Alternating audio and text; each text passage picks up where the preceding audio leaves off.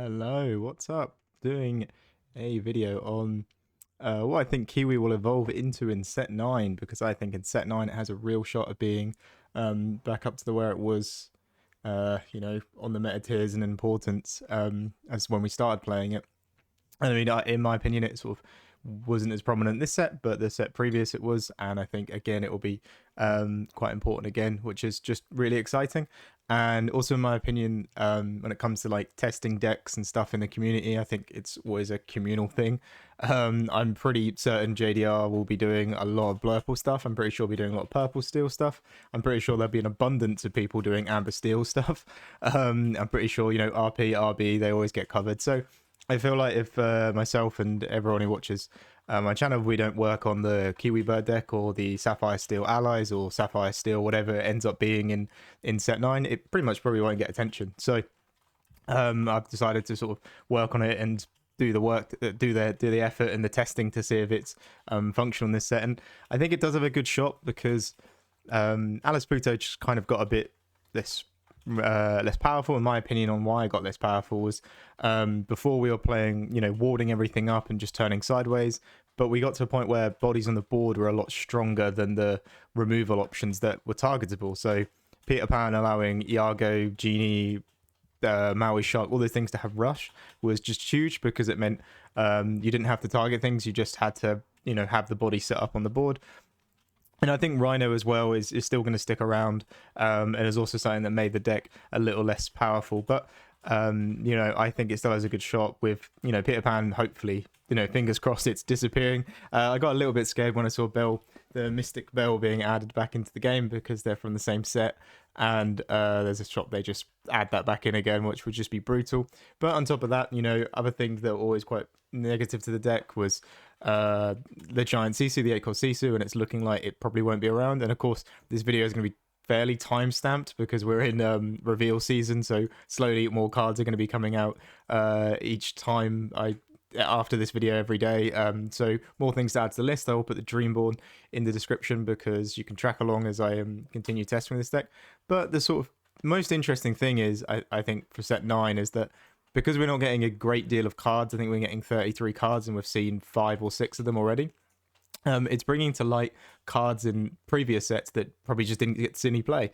I'm kind of liking the idea of Lady Cluck because there wasn't really many reasons to play her. You had Chiempo and Cogsworth.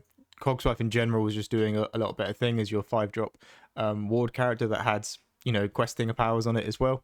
It quested for 2, so it was already like everything gets resist 1, protects the board, and also whenever you want to cash it in, you can just take the 2 lore by questing with it. So that was amazing. But if that's gone, I think we get to look at cards like Lady Cluck, who would mean that these challenging decks can't really do as much to you.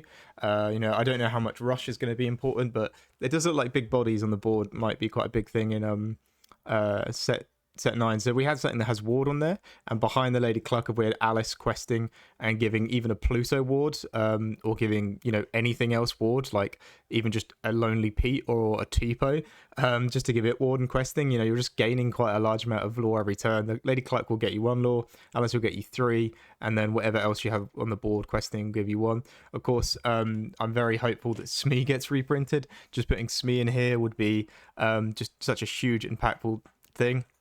And of course, we can always finish off the game with the Gantu like as a bomb quester for just to catch us up and finish the game off. So the list hasn't really changed much from what we usually see in Kiwi. Kind of just dropping cards that I would have assumed were staples, like Cogsworth, because as of recording this video, I'm not sure if he's going to be back or not. Likely chances he's not.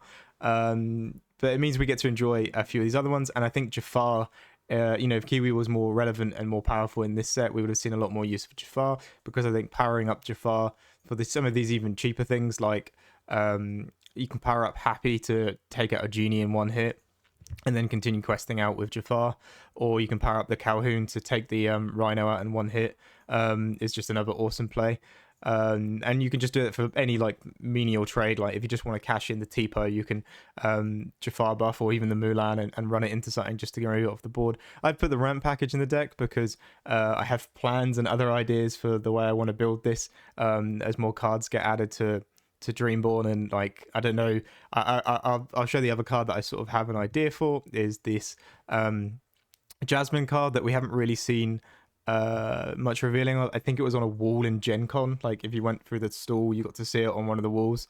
So it seems like it's legit that I can talk about it because it's technically an official release, which is awesome. But I could see a world where, you know, if you were to just ramp and put this on the board, you could lock out these evasive decks, and I don't think there'll be that much evasion. I'm hoping there won't be as too much evasion this set, but you know, this can take out a Genie cleanly. The discarding one card might be a bit rough, but you know, if you double Doc or double Alice or just bricked on Uninkables in hand, it's fine to throw them away. And I think you'd be opting to use this card a lot more on the draw, where you get that extra card in hand anyway. You know, you could take out a Genie, and then that's enough for you to just slow them down and then like establish the board again. And you know, it would go down to a 3/5, so it would have some damage on it, but that would be fine. You know, them finding 5 damage can sometimes be a bit of a challenge if if they've invested in the Genie being on the board, and then you take it out. Even can take out an Iago clean, which is mad. Like most of the time you wanted to be doing action-based removal, but right now we are quite limited on that. It's only really strength for the Raging Fire that we've seen. But yeah, I think that card has so much potential, and I think the main like game plan I'm looking at here is on the play. I think you're fine just to do a curve it out and play the 1-drop, 2-drop Alice Pluto, and then just lay 5 drops on your opponent. You know, Baymax to keep healing everything up, Gantu to just quest out for a ton of lore. But on the draw, it always felt like you couldn't do that as well. Like you required a lot of double spelling, going wider. Like that's how you beat Ruby Sapphire. So I've included the Dwarf's Mine package. I basically just wanted to keep a location around in Kiwi. I think they're just, I don't know if they're vital, and Mukdok Manor is a completely different card to 7 Dwarf's Mines, but I really want to just keep it around in the deck. And sometimes just that 2 damage can be very good. You'll have later turns in the game where you don't really, what you're drawing off the top isn't that impactful. It's maybe the 1-drops, but if you've got the location, you can spend that ink to move either the Doc or the Happy to the location and just ping it for some damage. Baymax as well to heal everything up. And the ramp just negates those things. And I think I saw that Tinkerbell's being reprinted. It depends on the speed of the next set as well. We've still got cards like Lady and Daisy sticking around. That means that we do have aggressive questers, and maybe those will all go into Churnadog. So that's cards like Calhoun might be quite impactful just to control the board and take things out. I reckon green purple tempo sort of style decks will still be around in the game. So we might need Calhouns there, and doing good trades with Jafar and using Strength of the Raging Fire as well. I think it has loads of different options the 2 damage is pretty impactful from mine. Sometimes as much as I complain about it, but I think it can be pretty good, especially for a deck like this that's just going to play a strong line out and then stop and then sort of gas out on itself and just be hopefully playing 5 drops off the top. So yeah, I've included sort of some removal, some ways to fight the game.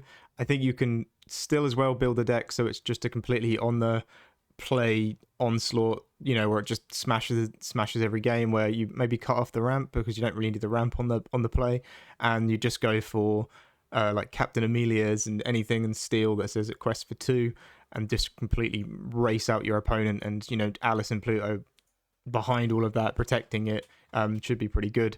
Even if we haven't got Let's the Storm and Along Came Zeus haven't really been announced yet for the reprints. I say that like I know, I don't know. I'm kind of hoping that maybe Zeus sticks around, but maybe not Let the Storm, or Let the Storm and Cinderella doesn't stick around, because Let the Storm is a fairly decent card, but with Cinderella it was always just very, very strong card. With all those things gone, we've still got stuff like Wrong Lever and, bottom decking the Pluto and then allowing them to race ahead. And just in general, Alice as a 3 quester, I look at her as a 3 quester, creating very awkward board states is just amazing. If you can do Alice Pluto into Lady Cluck, and then if everything's surviving for a turn, you can play Baymax on top and say, now I'm going to gain another extra lore. If you put some damage on them, and then you could maybe use Pluto to take things out and then heal it, or Lady Cluck to take things out and then heal it. So it just kind of, you could still do this quite aggressive, but you could fully go in on the full aggression and take out the ramp. Options, and just put things like Captain Amelia in here. You could put even the 2-cost Hiram Flavisham. I don't even know if that survives rotation. I'm just suggesting things that aggressively quest and you can give them ward and bodyguard them up. But yeah, I think you can do those options, but I think this is sort of where I want to start of it. And from the new cards that we've seen, there's nothing that's really interested me too much except for that Jasmine. And I think that Jasmine is kind of meant for the ally package that they're trying to be promoting for the game. And I do really like the idea of the Jasmine 1-drop that shifts into, quest and find more allies, or it can just sing removal for you. Sing Zeus if Zeus was still around. But what I found in general practice is I think you'd have to work quite hard to make her work. Maybe use cards that buff your characters, like a Lumineer Ling type card that would give it an extra strength, because otherwise there's a 2/5 on turn 2. It can't really trade up with things. People are happy to, if they went a 1-drop that has 2 strength and then a 2-drop that has 3 strength, they'll probably just trade it all in and just take the removal and go, yeah, like none of us got bored. That's fine with me. So it just doesn't feel that amazing. And every time I've gone down the Alice, the Jasmine route, is I've put Jasmine in the deck. I've put both of them in the deck. They feel kind of clunky because then I have to start. There are some good allies. Tipo, and you can use. Sorry, it is Tipo, Pluto, and things like that, and Lady Cluck as well. They're all good allies to find off it. But then you start thinking like, well, there isn't that many allies in the deck. I've got Calhoun and Alice in there and Pete, and none of these cards are really findable off the Jasmine. So every time I've looked at the ally package, I've just sort of put it down straight away. I've tried to deck build and went, that just feels like it's not going to hit enough, and it's also going to sometimes just hit just for me to find something I don't want and I can ink it. Which is, I guess, not bad because the hand is fine, but then you have to go further and go, well, Jasmine's only questing for 1. If she was questing for 2 and that was happening, I'd be a bit happier, but because I'm getting 1 lore, getting 1 card that I turn into ink every turn, it's pretty rough. And the only other thing is, when I looked at this and run through lists and talked to people about it, was maybe change the sale into a Pleakley. Again, I think set 9's the set where we get to see, it will feel like quite a tremendously different set even without new cards, because we're going to get a lot of cards that just never really got to see play. I think Pleakley's got a lot of interesting things about it. It's just it was kind of not really worth playing, and it was very easy to remove as well. The best thing it could do was it could trade up with 2-drops, so it could take out a Calhoun cleanly and be alive on 1 health, but it didn't really matter when they could probably just get wide enough and sing strength on it, or like Zeus it or something like that, or you could just ignore it in like tons of the big control decks and just ramp ahead. Like Ruby Sapphire, I could just completely ignore Pleakley. But in this build, I think it kind of worked there if you wanted to change that sail out for it. So I feel like this would have enough control. And Kiwi for me has always been, it's a very strange aggro deck.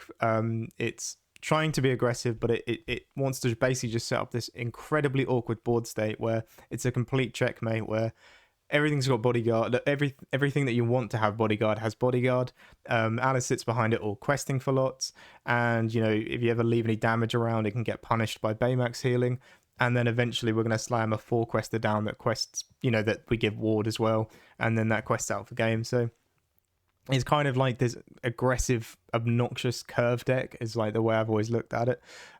Which has been, I think that's the right way to look at it. But this is sort of where I'd start with the deck. Of course, reveal season's still going on. I'm going to keep updating this on my Dreamborn as I go ahead and posting thoughts about it, and hopefully with my testing team as well, I can try to get some games in to see the direction of where set 9 is. But I'm always one to not really want to test until the entire set's out, because it always happens like the last 2 weeks or so, they just drop an absolute bomb of a card that changes everyone's perspective of the way they're going to do things.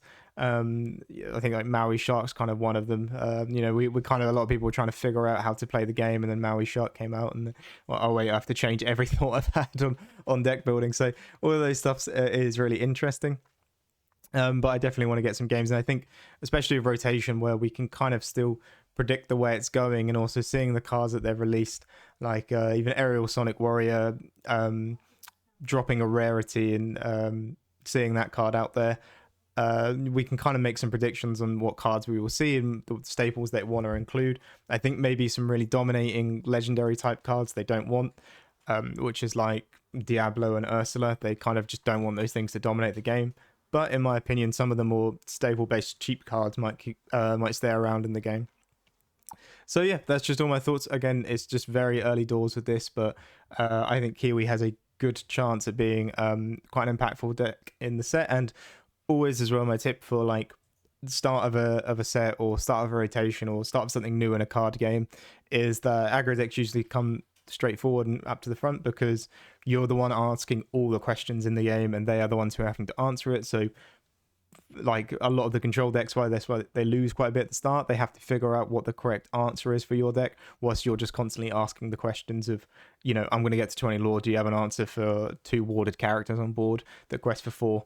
Whilst they're going to go, how do I have to do that? I need to go test and build it. And eventually the control decks do end up winning, but right at the start, the aggro decks always go really far ahead. And I think that's a good spot to be in for Bologna and, you know, just the start of a set. I mean, Fabled is quite a short set as well. It's in 2 months, so we could just see a very aggressive set, and then into the next one where it's got a little bit more of a longer lifespan. We'll see some changes and we'll see the meta evolve a bit more.